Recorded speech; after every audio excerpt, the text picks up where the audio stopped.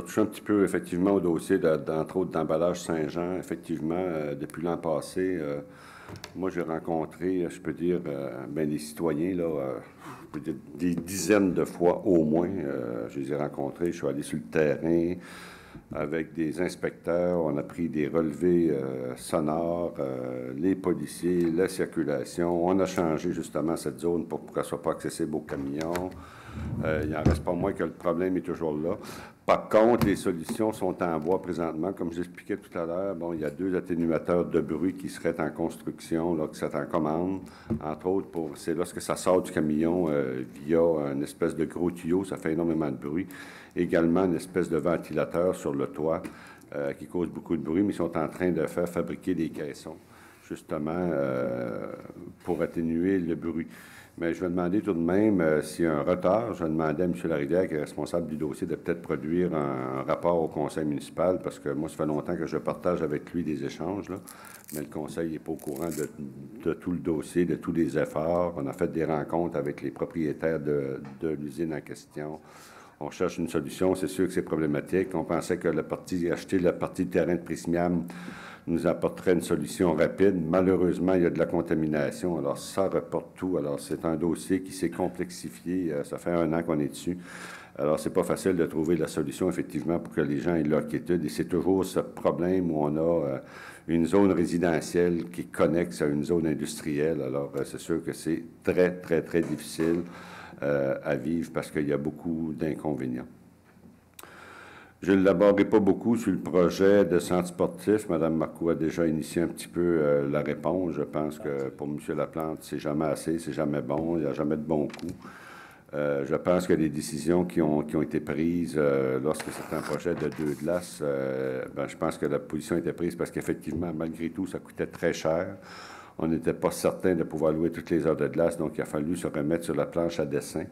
Ce qu'on n'avait pas prévu, c'était, on peut dire, la démission de M. Jean-Marc Fournier à ce moment-là, qui était, si on peut dire, la personne qui avait apporté la subvention à Saint-Jean. Donc, avec son départ, celle-ci s'est évaporée. On a pu en récupérer une petite partie dans le cadre du centre sportif terrain de soccer au Cégep, si vous vous souvenez. Mais il n'en reste pas moins qu'on a travaillé sur tous les projets. On doit même remercier énormément la patience de tous les parents dont les enfants font du hockey, du hockey mineur, au niveau du patinage également, parce qu'on les a fait patienter beaucoup, parce qu'ils attendent après ça depuis fort longtemps.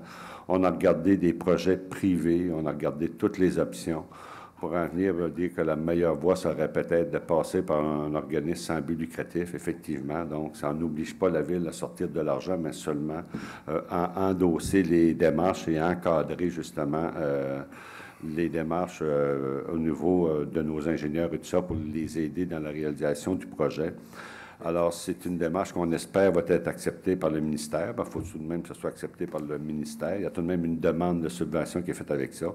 On espère qu'on va avoir plus de succès à Québec et que localement, on va pouvoir défendre notre dossier un peu plus que ça l'a été antérieurement au niveau des subventions.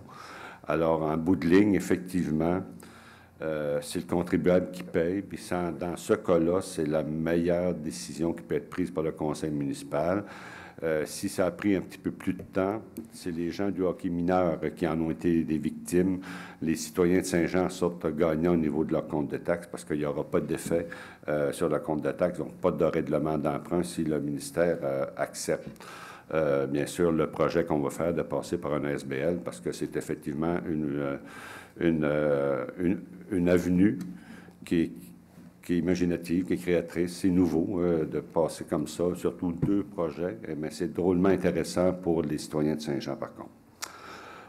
Ensuite de ça, je voulais bien sûr remercier nos bénévoles. Je pense qu'on hésite peut-être un petit peu des fois à faire des résolutions pour recommander que nos bénévoles, entre autres, ou même tous citoyens, puissent recevoir des honneurs qui existent un petit peu partout à nos paliers de gouvernement. Puis on le voit, ici, on l'a fait pour 2 personnes, et ces personnes-là ont été récipiendaires. Alors, je salue bien sûr leur implication, ainsi que toutes les autres personnes qui ont reçu les médailles de bronze pour, bien sûr, leur implication au niveau de la société.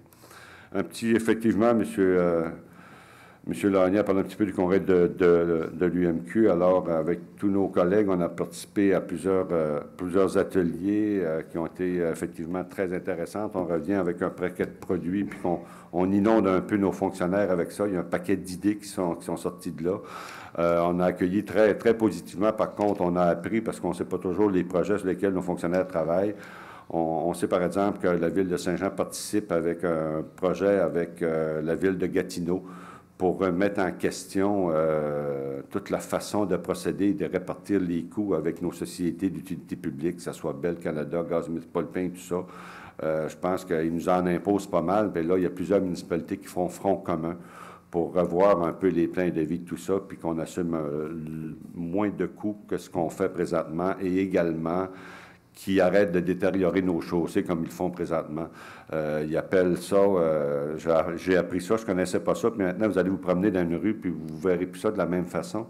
Ils appellent ça la fermeture éclair, parce que nos entreprises d'utilité publique arrivent dans une chaussée qui peut être neuve ou pas, ils veulent passer un tuyau, ils ouvrent d'environ, même pas 1 mètre de large, ils font donc une fermeture éclair dans notre rue, puis regardez, on le voit sur la rue Saint-Paul, on le voit sur d'autres rues, on dit, ah, regardons, ils ont passé ici, puis ça détériore notre rue, ça raccourcit de beaucoup, justement, la durée de vie de nos infrastructures. Alors, c'est très intéressant d'apprendre des choses comme ça. Puis également de tous les intervenants politiques du milieu, la problématique des caisses de retraite dans le milieu municipal. Donc, que ce soit le maire de Montréal, le premier ministre, le ministre des Affaires municipales, monsieur le président de l'UMQ. Alors, c'est un peu de la musique à nos oreilles parce qu'on sait que le dossier, en bonne partie, on l'a initié ici à Saint-Jean. Ça fait plusieurs années qu'on en parle, je pourrais dire de 5 à 7 ans. Mais là, c'est sur la bonne voie, puis tous les gens comprennent qu'effectivement, il y a une problématique et il faut en discuter ensemble. Il faut essayer de trouver des façons, sans enlever d'acquis à nos employés, d'essayer de voir de nouvelles façons de faire, parce qu'on sait que c'est temporaire, mais il faut tout de même trouver une façon d'atténuer ces lots de conséquences qui sont sur le budget de la Ville et bien par conséquent, bien sûr, sur le compte de taxes et donc, en bout de ligne, sur le contribuable. Alors, c'est tout. Merci beaucoup.